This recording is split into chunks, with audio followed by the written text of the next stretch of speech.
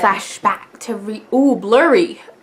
Okay. Last week on Super Tuesdays, Joe Biden won 10 out of the 14 states, and Bernie actually only won 4. Also, Elizabeth Warren and Mike Bloomberg dropped out. Dropped out of what? The Democratic race. And it's kind of weird because earlier in the year, it kind of seemed impossible for Joe Biden to get back up there and beat Bernie. But then last Super Tuesdays, he did beat Bernie. He's like almost 1 million votes ahead of Bernie right now. And it's really strange because everybody thought that he was not gonna get up there at all. So here's what's probably going on. The Democratic Party dropped out on purpose so they could get Biden up there to beat Bernie.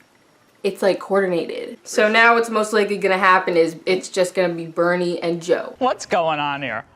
Well, I think that the Democrats, as a party, had a choice, and it's, if you think about it, a horrible choice. It's a choice between a sort of a clinical nut or an ideological nut.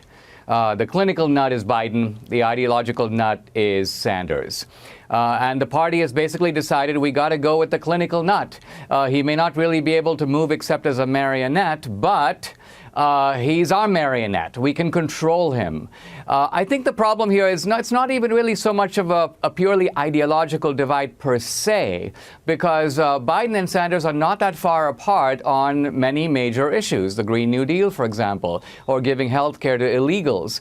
I think the main issue is that Sanders is a little bit too much out of the closet in speaking his mind. Whereas going back to Obama, the strategy that's worked for the Democrats is, I would call it stealth socialism. You might be a socialist, but you shouldn't say so too loudly. Wait at least until you're elected, and then you can start doing things. So in other words, move in camouflage. I think that's ultimately Sanders' great sin. That's why they're trying to push him to the side. So what is happening is the Democratic Party probably doesn't want Bernie Sanders to win because he's openly socialist, which is like communist, only in like a different word. Okay, we all know socialism don't work though, because look at Venezuela. They were thriving and then they decided to switch to socialism, and now they're the opposite. Not thriving, not it. Their currency is worth almost nothing. Nada. Zip. So Bernie Sanders is openly a socialist, and the Democrats don't like him exposing them like that, because what they like to do is like keep it on the down low until they get elected, and then they start showing their socialism tactics. But Bernie's just out there open saying socialism is it and stuff. Even Obama was very careful to sound like a centrist while acting like a socialist. I think the difference with Bernie is it's almost like he's the comic guy who didn't get the joke. He doesn't know that he's supposed to do a wink-wink kind of approach to socialism. He goes the whole hog. He says exactly what they say in the sociology classroom, and the other Democrats can't stop him. Well, they're saying, shh, no, we can agree on that behind closed doors, but please don't say it in public. I came to believe that Marx's understanding of how capitalism functions is fundamentally correct. I don't think you can separate out the project of what I'll call modernity, the project of liberalism, and the project for socialism. They all emerged historically around the same time. They're all aiming in different ways at the same thing.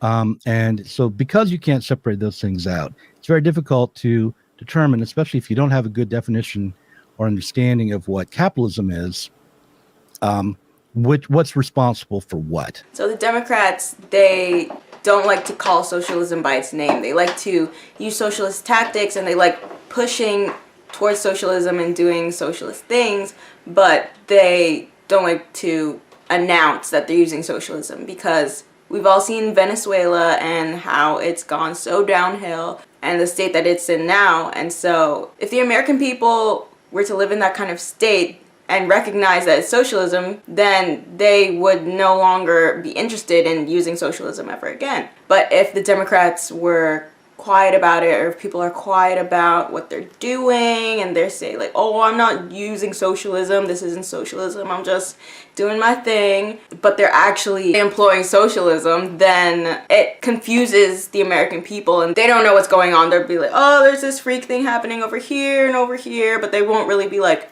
No, that's socialism. They won't call it by its name. They'll just be like, oh, what's going on? It's just a bad policy. It's like if I start announcing to everybody, like, hey, everybody, like, I'm gonna start clapping on this book right here, then everybody knows what's going on. They know the sound, they know, like, where that sound's coming from, they know the source. Like, it's, oh, she said the cause of what I'm feeling and hearing around me and seeing is because she's slapping this book.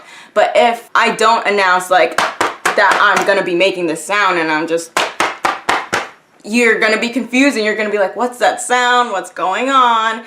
I don't know exactly what's happening. You hear it and you see it, but you can't call it by its name and you can't address it properly. You can't pinpoint what's the source of what's going on around you. And so that's why they want to shaft Bernie, because Bernie is openly saying that he's a socialist and is for socialism. But if Bernie actually puts those tactics in, if he ever gets elected and is president and it doesn't work out, then the American people are going to be like, ew, socialism sucks. I never want to be near socialism. I don't want to see it. I don't want to hear it. I don't want anything to do with it. Then all the Democrats are kind of busted. They can't use those socialist tactics anymore. They can't implore socialism. They can't use socialism anymore because the American people, they can smell it, they can feel it, they can hear, they know what it is exactly, and they don't want any part of it anymore. If we were to have socialism, it might not affect us immediately, but it's like a generation thing. Like if we were just to happily live in socialism, the benefits of socialism are so short term. America would just go on a downward slope. Like they wouldn't be okay. Vladimir Lenin and Joseph Stalin, 67 million people dead. Mao Zedong, the great Chinese experiment in socialism, killed anywhere from 38 million to 45 million, depending on the estimate. Kim Jong-un, his father Kim Jong-il, 1.7 million. These are mass murderers who set out to create a socialist utopia. If you take the body count, conservatively estimating about 100 million people, take those corpses, the victims of socialism, line them head to toe, one next to the other, and circle the globe, you will circle the globe almost 4 times. Socialism kills. The joys of socialism are so short term. It may not affect our generation immediately, but if those policies are put in place, our grandchildren and the next coming generations of Americans, they're the ones who's gonna be affected. They're the ones who are gonna live in poverty. Like, imagine your grandchildren living in Venezuela right now. Imagine you living in, it's not ideal at all. It's not an ideal living space. It's just like free sex culture. It might not affect us now, but it's gonna affect our children and their living situation. If this generation was to go around having fun, having free sex, then the next generation, their children, is gonna pay the consequences. And then society in that generation, they're gonna pay the consequences because statistically, fatherlessness leads to poverty and the crime rate goes up. It's the single greatest determining factor of poverty, crime. If we were gonna take a biblical turn, Adam and Eve, they ate the fruit. It didn't really affect them that much, but it affected their children. Adam and Eve were kicked out of the garden and they didn't know how to raise their kids. And so Cain kills Abel, because when you feel like you're missing something, you do crazy things to try to fill in that hole. So in today's world, when you don't have a father and you feel a lack of love and you feel like you're missing something, you go out and you go do stupid things. And then because there are multiple people feeling the same thing, doing the same stupid things over and over again, combined, it affects society and in such a terrible, crusty way. That's what's gonna happen with socialism. We're gonna use it.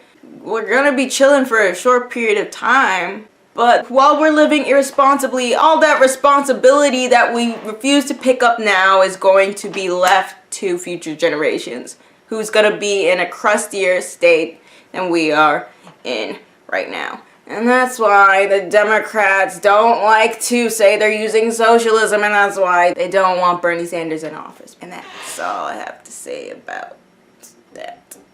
Okay, bye.